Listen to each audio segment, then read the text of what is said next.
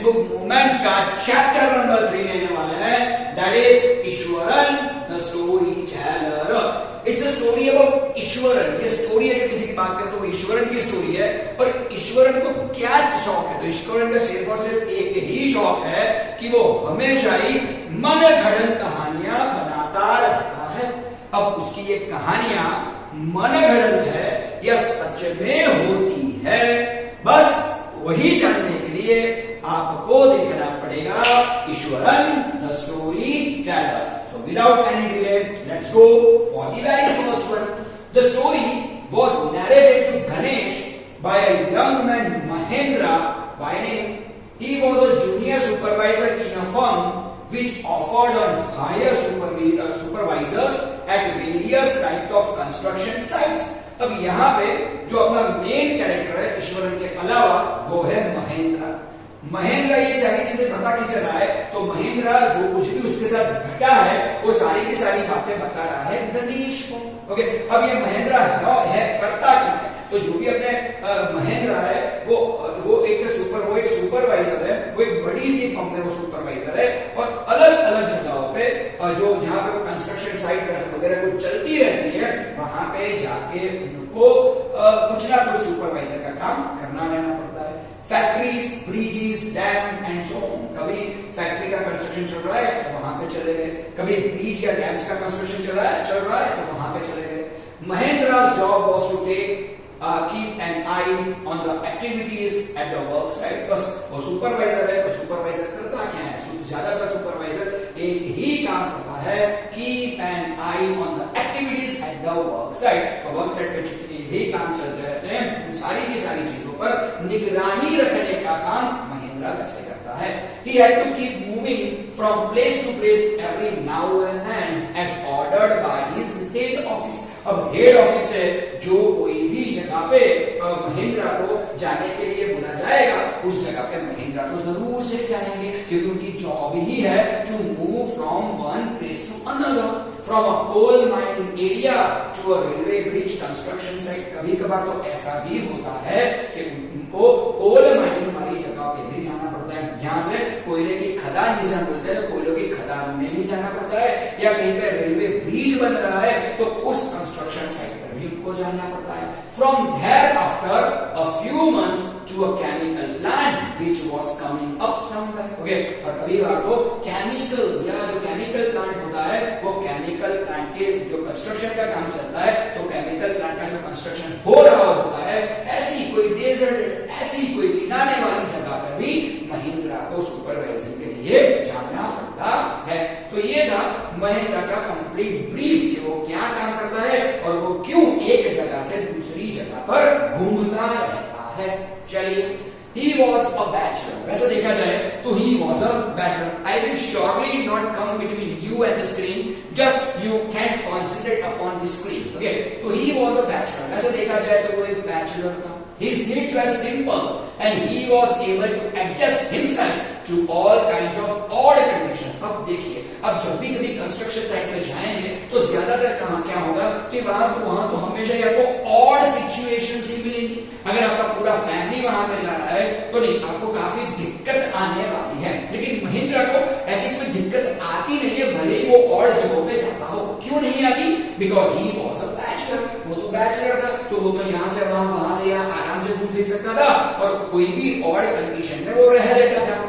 Whether it was an ill-equipped circuit house or a makeshift canvas tent। It's a makeshift canvas tent। Yeah, you can easily view a canvas tent over here। तो ऐसी जगहों पर भी महेंद्र रह लेता था और कभी कभार ऐसा भी होता था कि उसे सर्किट हाउस मिल जाता था, लेकिन सर्किट हाउस में कुछ ज्यादातर अच्छी वाली फैसिलिटीज रहती नहीं थी।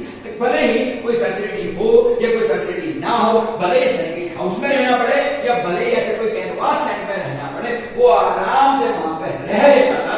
कोई दिक्कत उसे ज्यादातर आती नहीं थी। The middle of a stone query. कई बार तो ऐसा भी होता था कि ऐसा टैंक लगा के जो स्टोन क्वेरी जहां से स्टोन निकाले जाते हैं वैसी जगह पर भी वो रह लेता था। उसे कहीं पर भी कोई भी सिचुएशन में रहने में कोई दिक्कत वाली बात थी ही नहीं। But one asset he had was his cook Eswaran. बस अब यहाँ हमारे ईश्वरन की एंट्री हो रही है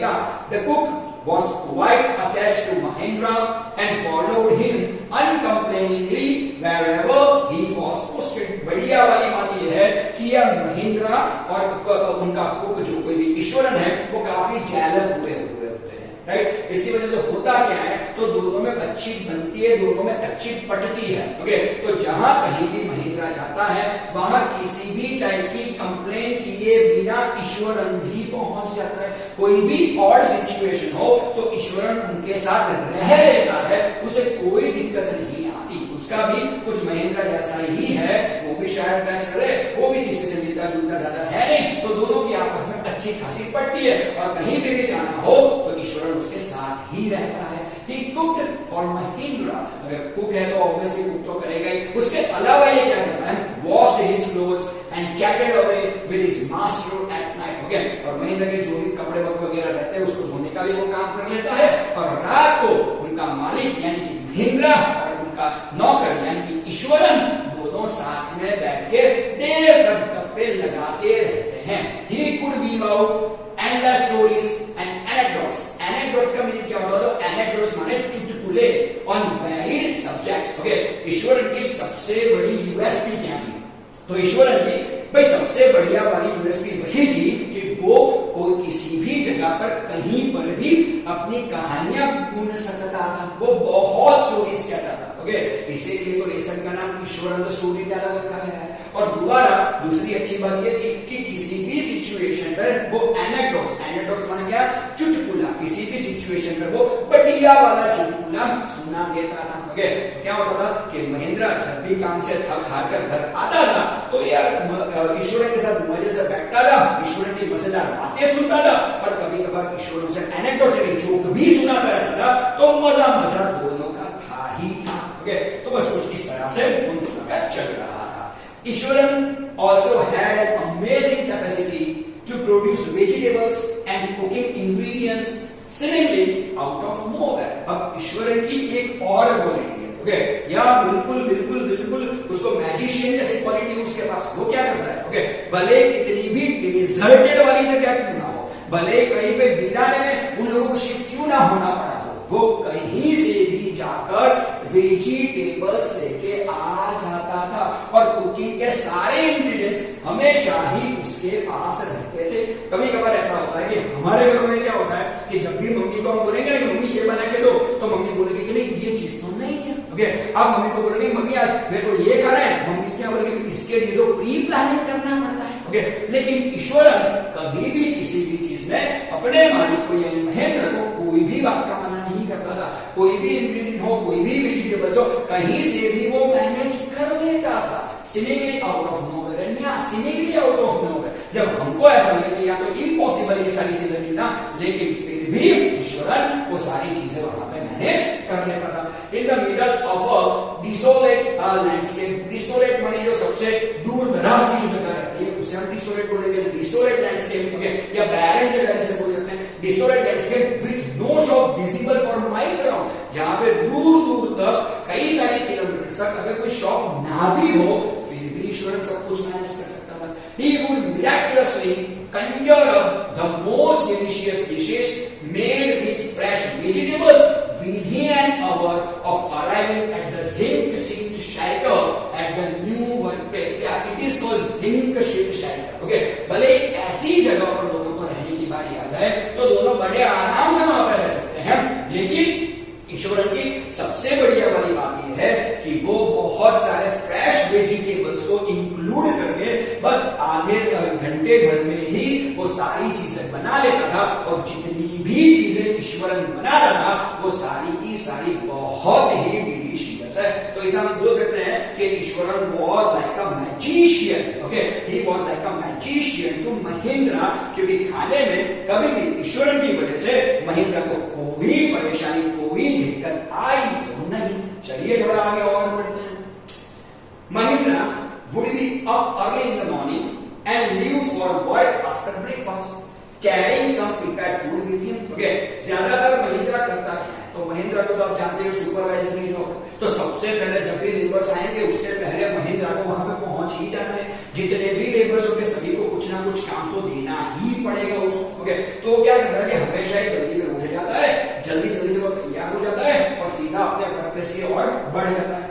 इससे भी पहले ईश्वरन उनका ख्याल रख ही लेते हैं।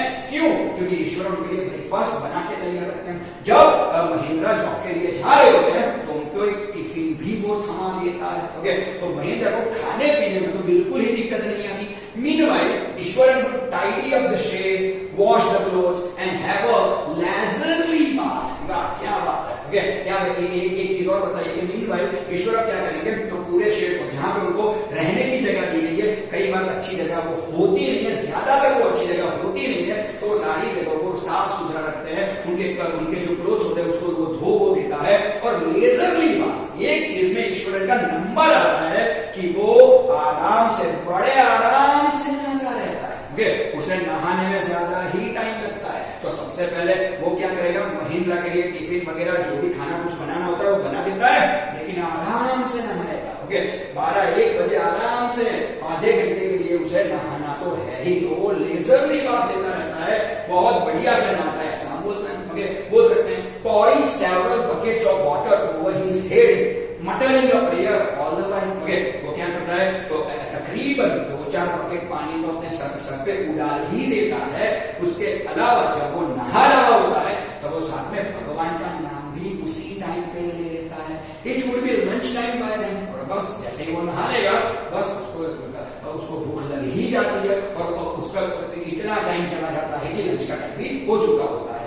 After eating he would read for a while before dozing off. Okay, दोपहर को ईश्वरन को सोना तो पड़ेगा ही। ओके, वो सोता ही है। ओके, लेकिन सोने जाने से पहले वो कुछ ना कुछ तो रीडिंग कर ही लेता है।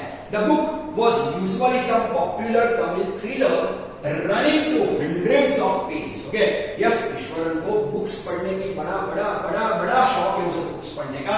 ज्यादातर वो तमिल थ्रिलर्स ही पढ़ता है। अब आप जानते हो कि थ्रिलर स्टोरी में होता क्या है, तो थ्रिलर में ज्यादातर थ्रिलर्स में होता क्या है, तो ज्यादातर थ्रिलर्स में वही सारी एक्साइटमेंट से भरी हुई बातें होती है, और वो एक्साइटमेंट से भरी हुई बातों को सुनकर काफी उससे प्रभावित होता है। Its imaginative descriptions and narrative flourishes would hold Eswaran thrill. और जब भी कभी ईश्वरन ऐसी कोई बुक पढ़ता था तो काफी दिनों तक उसका जो बुक्स का जो डिस्क्रिप्शन रहता है या बुक का जो भी नैरेटिव फ्लोरिशमेंट रहता है, उसकी वजह से ईश्वरन काफी थ्रिल महसूस करता रहता है। तो ईश्वरन तमिल थ्रिलर्स पढ़ने का आदी था, ऐसा हम जरूर से बोल सकते हैं। चलिए थोड़ा आगे बढ़ते हैं। His own descriptions were greatly influenced by the Tamil authors. अब ज्यादातर होता क्या था, तो भाई जब भी कभी कोई भी बात ईश्वरन करता था तो ईश्वरन की बातों में भी जैसे कोई तमिल ऑथर बोलता हो ऐसा हमें लगेगा। क्यों? क्योंकि वो बहुत ज्यादा इन्फ्लुएंस था तमिल ऑथर द्वारा लिखी गई ये सारी थ्रिलर बुक्स है। When he was narrating even the smallest of incidents, he would try to work in suspense and a surprise ending into the account. ज्यादातर क्या होता था, जब भी कभी उसको ठीक ठाक से भी अगर बात करनी है तो वो ऐसी ही मैनर में बात करता था जैसे वो खुद कोई थ्रिलर लिख रहा हो। ओके, वो सभी चीजों में पॉजेस लेता था, अटक कर बोलता था, सस्पेंस क्रिएट करने की कोशिश करता था, और आपको एंड में सरप्राइज करने की भी वो पूरी कोशिश करता था, भले ही बात में कोई दम हो या बात में कोई दम ना हो। For example, instead of saying that he had come across an uprooted tree on the highway, he would say with eyebrows suitably arched. Yes, you can view the eyebrows suitably arched on the screen. या इस तरह से वो बात okay कि अपनी जो भी आईब्रो है उसे वो अपनी जो भंवर होती है उसे चढ़ा के ऐसे आर्च करके वो बोलता था जैसे कोई एकदम थ्रिलर वाली बात हो गई हो। ऐसे वैसे बात पे कोई दम नहीं होता, वैसे बात उसकी सिर्फ इतनी ही रहती है कि उसने हाईवे पे एक अपरूटेड ट्री, एक पुराना वाला जो ट्री जो अपरूट हो गया था वो उसने देखा था, लेकिन वो इस बात को बताएगा किस तरह से। He would say with eyebrows suitably arched and hands held out in a dramatic gesture. Okay, वो अपने हाथ इस तरह से खोल देगा, अपने हाथ खोल के ही ये बात बताएगा। Okay, वो बोलेगा किस तरह से, The road was deserted and I was all alone. वो इस तरह से बात करेगा कि रोड पूरा खाली था, रोड पे कोई नहीं था, सिर्फ और सिर्फ रोड पे वो अकेला ही था। Suddenly I spotted something that looked like an enormous bushy beast lying sprawled across the road. बस अचानक ही मुझे रोड पे क्या देखने को मिल गया? तो अचानक ही मुझे रोड पे सिर्फ और सिर्फ इतना ही देखने को मिल गया कि एक बूशी बिस्ट, एक इनॉमरस बूशी बिस्ट रोड पे फैला पड़ा हुआ था. I was half inclined to turn and go back. बस मुझे तो उसे देख के ही डर लग गया. मैं तो ऐसा सोच रहा था कि उसे इग्नोर करके मैं वहां से निकल जाऊं या तो वापस अपने घर मुड़ जाऊं. But as I came closer, I saw that it was a fallen tree. लेकिन जैसे ही मैं थोड़ा नजदीक गया जाके मुझे पता चला कि नहीं नहीं नहीं, ये कोई बिस्ट नहीं है, ये तो एक पुराना पेड़ है जो गिर चुका है. ओके, तो ऐसी ऐसी बातें वो हमेशा ही महिंद्रा को बताता रहता था. With its dry branches spread out, Mahindra would stretch himself in his canvas chair and listen to Ishwaran's spells uncritically. Okay, ज्यादातर महिंद्रा ऐसी चेयर में वो बैठ जाता था और बैठे बैठे बिल्कुल बिल्कुल इसकी बात को बिल्कुल क्रिटिसाइज नहीं करता था. बस उसको मजे आ रहे थे ईश्वरी की बातें सुनकर, तो वो आराम से बैठ के सुनता रहता था. चलिए थोड़ा आगे और बढ़ते हैं. The place I come from is famous for timber. अब एक बार क्या हुआ, तो एक बार हुआ कुछ इस तरह से कि उसने एक स्टोरी बनाना या स्टोरी बताना एब्सोल्युटली महिंद्रा को शुरू किया. सबसे पहले उसने बताया कि महिंद्रा तुम जानते हो मैं ऐसी जगह से बिलोंग करता हूं कि जहां पे टिम्बर यानी कि वुड यानी कि लकड़ा सबसे ज्यादा मिलता है. Eswaran could begin, there is a richly wooded forest all around. और मेरे गांव के आसपास बहुत सारे फॉरेस्ट है जो क्या है, जो बहुत सारे लकड़े से भरे हुए हैं. The logs are hauled onto the lorries by elephants. और वहां पे ये जो बड़े बड़े लॉग्स रहते हैं लकड़े के, वो लॉरीज में रखने का काम कौन करता है? एलिफेंट्स करते हैं. They are huge, well-fed beasts. Okay, बस उसके अंदर वो तमिल ऑथर्स की आत्मा हमेशा ही आई हुई रहती है. तो वो हाथी का भी डिस्क्रिप्शन कुछ इस तरह से लेंगे कि वो बोलेगा कि इट है huge well fed beast. Okay, बहुत सारा खाने खाते हैं और बहुत बिस्ट जैसे वो लगते हैं, राक्षस जैसे हमारे यहाँ हाथी रहते हैं. When they turn wild, even the most experienced Mahavat is not able to control them. Okay, वो भी बताते हैं कि जब भी ये इसमें से कोई भी हाथी अगर पागल हो जाए, अरे कोई भी महावत आप लेके आओ, कोई भी महावत उन लोगों को कंट्रोल नहीं कर पाएगा. आफ्टर दिस प्रोलॉग मींस बात को जरा आगे बढ़ना, प्रीफेस जैसा. After this prologue Eswaran would launch into an elaborate anecdote involving an elephant. बस ये सारी बातचीत करने के बाद वो एलिफेंट पे एक दो जोक्स भी साथ में सुनाएगा. ओके, तो वो एलिफेंट की बात करेगा, बाद में एलिफेंट के एक दो जोक्स यानी चुटकुले या छोटी छोटी कहानियां भी सुनाता जाएगा. यही उसकी आदत है. Okay, one day a tusker escaped from the timber yard and began to roam about. Okay, अब उसने एक बात शुरू की. क्या बात शुरू की कि वन डे अ टस्कर माने क्या? एक ऐसा हाथी जिसके दांत बहुत ही लंबे रहते हैं. तो जिन हाथियों के दांत बड़े लंबे होते हैं उसे टस्कर बोला जाता है. ओके, उसने क्या किया, वो पागल हो गया और टिम्बर से भाग गया और यहां वहां पूरे शहर में, पूरे टाउन में घूमने लगा. Stamping on bushes, tearing up wild creepers. जितनी भी आसपास में झाड़ियां थी वो सभी झाड़ियों पे वो एब्सोल्युटली स्टैम्पिंग करने लगा, यानी कि सभी झाड़ियों को वो बर्बाद करने लगा. टेयरिंग अप वाइल्ड क्रीपर्स, जितनी भी क्रीपर्स वहां पे थे सभी क्रीपर्स को खींच खींच के वो तोड़ने लगा. And breaking branches at will. और जब भी कभी कोई पेड़ अगर उसके रास्ते में आ जाता तो पेड़ की भी खैर नहीं, उसकी सारी की सारी ब्रांचेस, सारी की सारी डालियां वो तोड़ देता था और काफी इजीली वो ये सारी चीजें कर लेता था. You know sir how an elephant behaves when it goes mad. Ishwaran would get so caught up in the excitement of his own story that he would get up from the floor and jump about, stamping his feet in emulation of the mad elephant. यहाँ पर word दिया गया है emulation. Emulation माने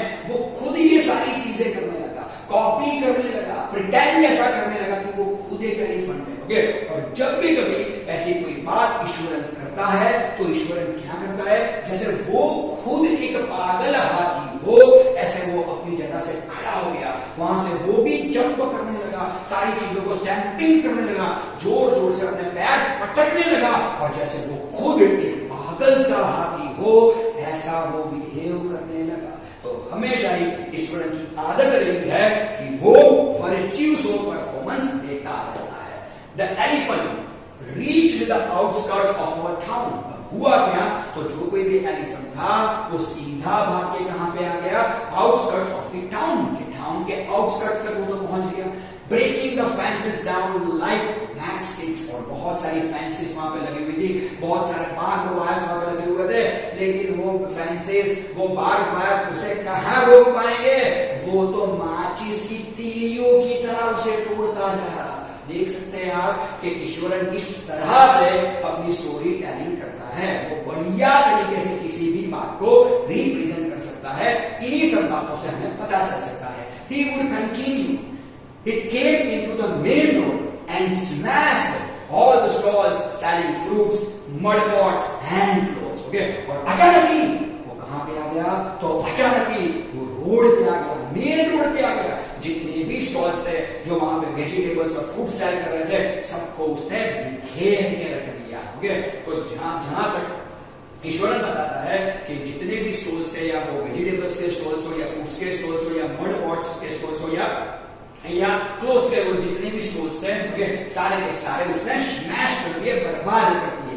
People ran helter-skelter. Yes, this position is known as helter-skelter. You can view it on the left side of the screen. Yeah, तो लोग तो यहाँ से वहां, वहां से यहाँ, बिल्कुल अपने आपा खोकर, अपना आपा खोकर भागना, उसे बोलता है helter-skelter, in panic. लेकिन वो बहुत सारे लोग, सभी लोग काफी टेंशन में आ गए, काफी पैनिक में आ गए कि क्या करना है, क्या नहीं करना, किस तरह से इस पागल हाथी से बचना है। बस उसी चिंता में लोग यहाँ से हेल्टर-स्केल्टर होने लगे थे। The elephant now entered a school ground where children were playing, breaking through the bricks wall. क्या हुआ, तो उतने में ही वो जो मैड हाथी था, वो पागल हाथी था, उसने स्कूल की दीवार को तोड़ दिया, और स्कूल की दीवार को तोड़ के वो स्कूल के प्लेग्राउंड तक आ गया जहां पे बच्चे खेल रहे थे। ओके, अब देखते हैं क्या होता है। All the boys ran into the classrooms and shut the doors tight. सभी बच्चे स्कूल के अंदर भागे और जोर से उन्होंने दरवाजा बंद कर लिया। The beast grunted and wandered about pulling out the football goal post. Okay, बस वो पागल सा हाथी जोर जोर से गुर्राने लगे, ग्रंट करने लगा, और यहाँ वहां पागलों की तरह भटकने लगा। और सबसे पहला शिकार अगर स्कूल में कोई हुआ तो वो थी फुटबॉल की गोल पोस्ट। उसने गोल पोस्ट को ही तोड़ दिया, tearing down the volleyball net, और जहां पे वो वॉलीबॉल नेट लगी थी उसे भी उसने फाड़ के रख दिया। या kicking and flattening the drum capped for water and uprooting the shrubs. जितने भी श्रब्स थे, जितने भी छोटे छोटे प्लांट्स स्कूल में लगे थे, सबको उसने उखाड़ फेंका।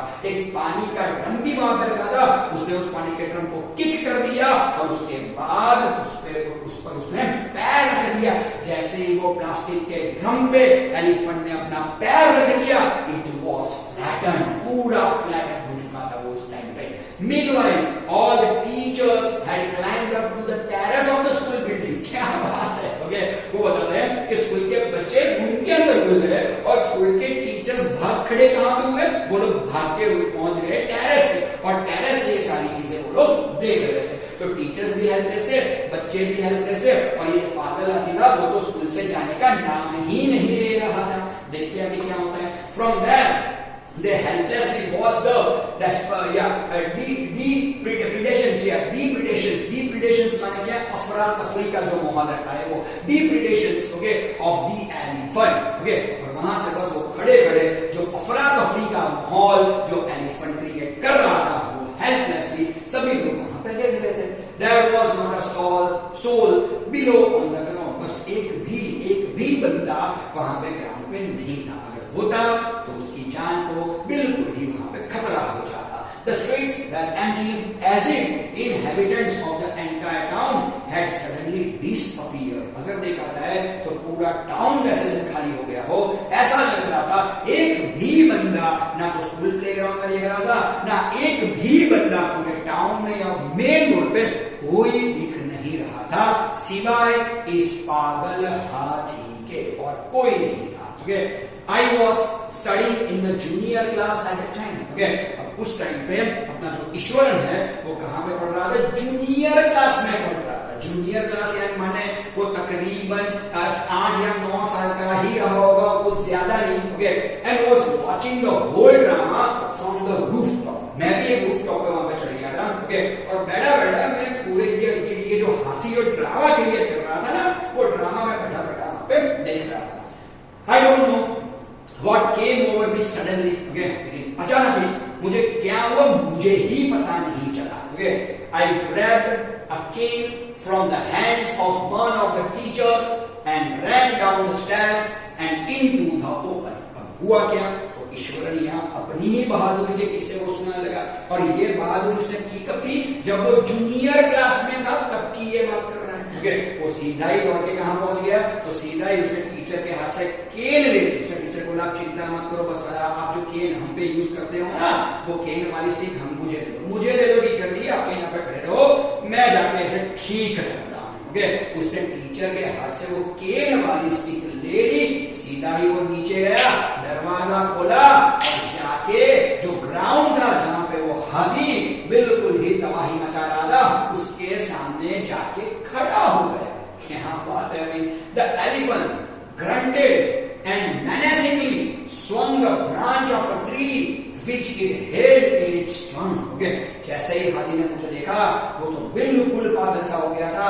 उसकी जो सूंड रहती है ना, उसकी जो सूंड में उसने एक बड़ा सा बड़ी सी ब्रांच, किसी पेड़ की बड़ी सी ब्रांच, किसी पेड़ की बड़ी सी डाली उसने रखी हुई थी, सीधी वो डाली उसने मेरे ऊपर फेंकी। लेकिन मुझे कोई इसमें दिक्कत परेशानी नहीं है, मैं आसानी से उस ब्रांच से बच गया। It stamped its feet, kicking up a lot of undying dust. It looked frightening. Okay, बस जिस तरह से वो अपने पैर पटक रहा था, उसके पैर पटकने की वजह से बहुत सारी धूल उड़ रही थी। ओके, जैसे वो चेतावनी दे रहा हो ईश्वरन को कि तुमने मेरे सामने आके गलती कर दी है। लेकिन ईश्वरन को इन सारी चीजों से कोई दिक्कत या परेशानी नहीं थी। But I moved slowly towards him. इतना कुछ हाथी कर रहा है, पूरा टाउन खाली हो गया है, लेकिन ये जूनियर क्लास का बच्चा ईश्वरन हाथी के सामने खड़ा हो गया है और धीरे से वो हाथी की तरफ बढ़ भी रहा है। ओके, और सिर्फ उसके हाथ में क्या है? Stick in his hand. बस उसके हाथ में सिर्फ और सिर्फ वो केन की स्टिक है और कुछ नहीं है। People were watching the scene, hypnotized from nearby housetops. Okay, सभी लोग घर के ऊपर चढ़ गए थे, जो लोग भी घर में थे वो ये सीन देखने को मजबूर बन गए थे कि एक छोटा सा बच्चा हाथी के साथ लड़ने की बात कर रहा है। सभी लोग घर के टेरेस पे चढ़ गए थे और देख रहे थे कि क्या होगा क्या नहीं होगा। Everyone was hypnotized at that time. The elephant looked at me red-eyed. अब हाथी को बहुत गुस्सा आ गया। मैंने हाथी की आंखों में देखा, it was red-eyed, काफी गुस्से में वो मुझे लग रहा था। To rush towards me, और वो गुस्से से मेरी ओर बढ़ा भी। It lifted its trunk and trumpeted loudly, बहुत जोर से वो चिल्लाया और बहुत फोर्सफुली वो मेरी तरफ आगे बढ़ा, जैसे वो मुझे क्रश करना चाहता हो। At that moment, I moved forward and mustering all my force and whacked its third toenail on the quick. बस मैंने और कुछ नहीं किया, जो स्टिक मेरे हाथ में थी, मैं भी उतनी ही गुस्से से हाथी की ओर बढ़ा और जाके मैंने सीधा ही वो डंडा कहां पे घुसा दिया? वो डंडा जो हाथी का थर्ड वाला टोनेल था, यानी कि जो थर्ड वाला हाथी की जो फिंगर थी, उस वहां पे जाके वो थर्ड वाली फिंगर पे मैंने जोर से वो डंडा घुसा दिया। The beast looked stunned for a moment. उसने कुछ नहीं किया, वो सिर्फ और सिर्फ मेरे सामने बिल्कुल गुस्से से देखता रहा।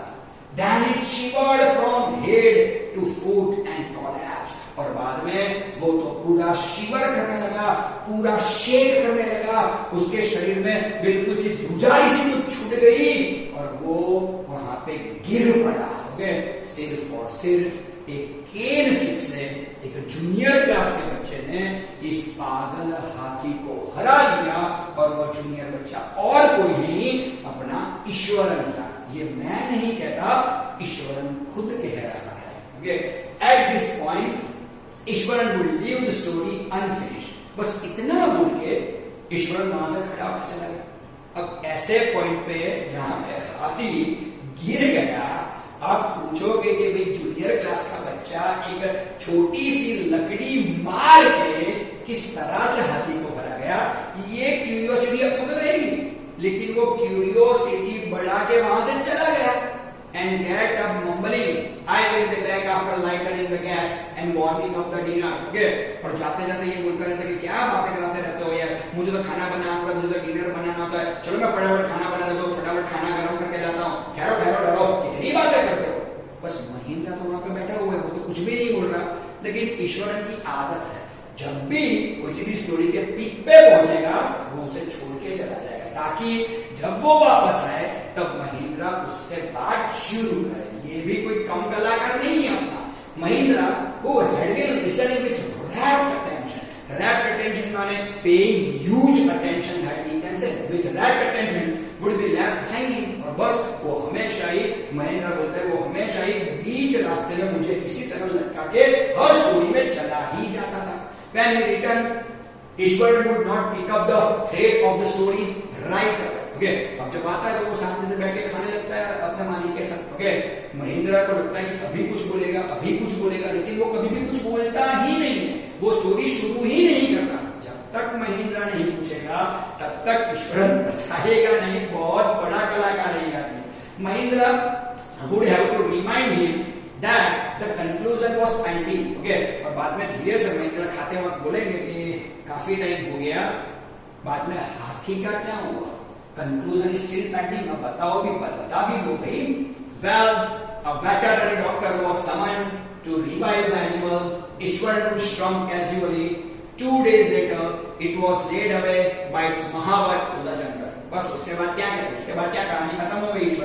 ईश्वरन हमेशा एक कंक्लूजन बहुत कम में खत्म करता था। वो बोला कहानी खत्म हो गई, बाद में हमने वेटरनरी डॉक्टर को बुलाया, वो अच्छा हो गया। महावत ने 2 दिनों के बाद उसको दोबारा जंगल में वो ले गया। Well, how did you manage to do it? Ishwaran, how did you bring down the beast? Mahendra से रहा नहीं गया, उसने पूछा कि ऐसा कैसा, तूने उसके थर्ड टो पे कोई जाके वो डंडा घुसा दिया तो उसकी वजह से बिस्ट कैसे गिर गया, ये सब किस तरह से, तो मुझे मानने में नहीं है, मुझे तुम सब कुछ बताओ। It has something to do with a Japanese art. Okay, I think sir. Okay, और वो बड़ी ही बोस्टिंग से बोलता है कि सर ये सारी जापानीज आर्ट है, आप नहीं जानोगे, ये जापानीज आर्ट आपको नहीं आएगा। ओके, या कैरेक्टर जुत्सु या जूजित्सु, इट इज कॉल्ड, उसे क्या बोलते हैं, जूजित्सु बोलते हैं। ओके, जो मैंने ये आर्ट की उसे जूजित्सु बोलते हैं। I had read about it somewhere. It temporarily paralyzes the nerve system. You see? Okay, मैंने कहाँ पे पढ़ा था। ओके, और मैंने जानता था कि कभी भी किसी कोई जानवर इस तरह से अगर पागल हो जाए तो उसे अगर टेम्पररी पैरालाइज करना है तो इसी तरह जुत्सु की मदद से उसे पैरालाइज किया जा सकता है। लेकिन ईश्वरन ने ये जो कोई भी बात जानी है वो तो बड़े होके उसने ये बात जानी है, तो वो तो जूनियर क्लास में वो पढ़ रहा था उस टाइम पे।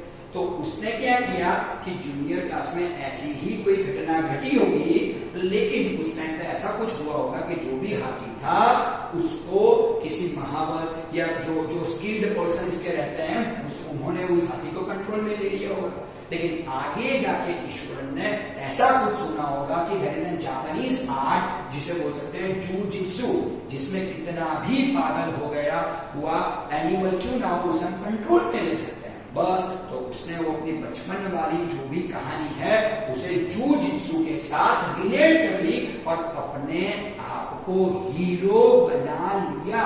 तो ये बढ़िया वाला स्टोरी टेलर है, नो डाउट अबाउट दैट।